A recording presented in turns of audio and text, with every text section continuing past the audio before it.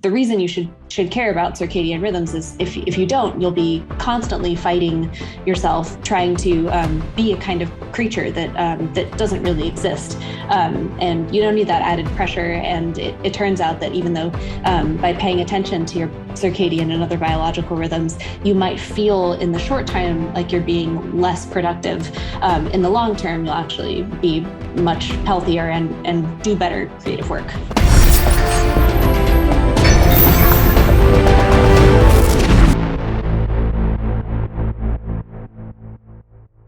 Circadian rhythms, are necessary to maintain health across all of your life.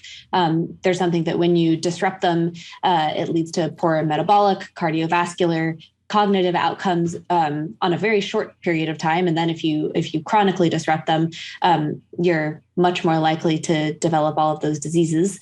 But on maybe a more intuitive level, it's something that you can schedule your life around to feel much better. So, for instance, you can think of them as like waves on a calm ocean. So when we were growing up, maybe most of us kind of thought that we wanted to aim for stability in terms of a flat line.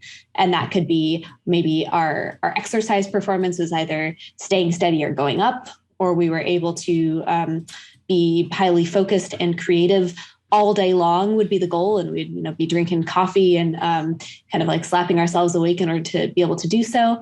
But that's really not how our bodies are wired, because we have circadian or daily rhythms in pretty much every system, including our dopamine, our motivation, our blood glucose, our cortisol, stress and arousal hormone, our digestion, our serotonin, all of these things.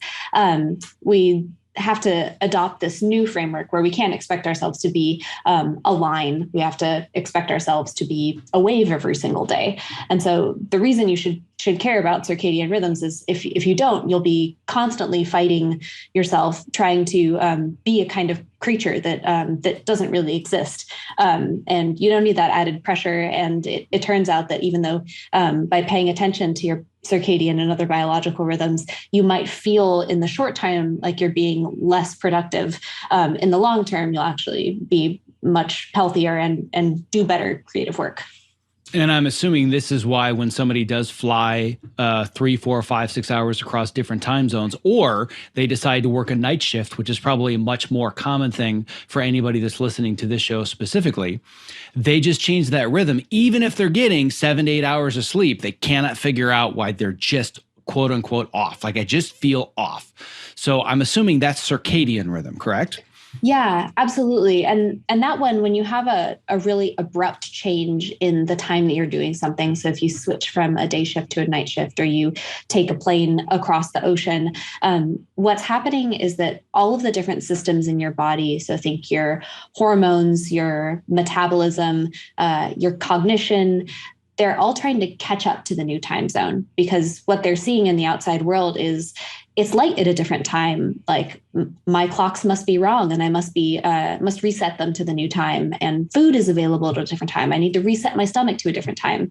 But the issue is that those clocks can't all adjust to the new time at the same rate. So you end up with that SCN, that main clock in your brain that gets direct input from the light coming into your eyes, making this fairly rapid adjustment. But all these other systems in your body that are a little farther away being kind of slow to get the message. And when those things are being slow to catch up to the new time zone, and they're all doing it at a different rate, I think of it as if you have an orchestra where all of the players have suddenly gotten discombobulated from one another. Some are playing a little slower, some are playing a little faster, and all of a sudden the song doesn't make sense. I love that analogy. I was just in my mind trying to think, what's the best analogy visually to explain this? And you nailed it. The fact that it would be an orchestra where essentially each of them is in their own soundproof room and they can't see the conductor. And they think they're all starting to play at the same time, but one started 3 seconds later, one started a minute later. And to them, the part that they're playing sounds right. And somebody on the outside is like, what is this gibberish mess of noise? There's no consistency to it or rhythm whatsoever. Totally. I mean, you can imagine even like the conductor, like running around to each one of these rooms, knocking on the door, or that each one of them is kind of like getting a call from him with the metronome that's like playing at a slightly different rate, or there's like some static in the signal.